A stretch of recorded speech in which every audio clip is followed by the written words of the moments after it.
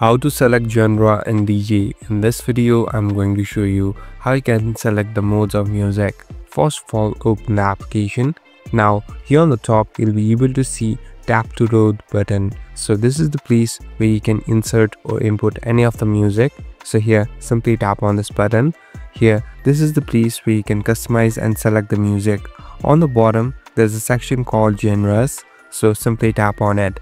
Here you can customize and select the one that you want to select. So here simply choose the one that you want to enable or import the music. So these are the categorization. Now here you can select the music again. So simply tap on one. So it will take some time, and it's better you get it loaded fully.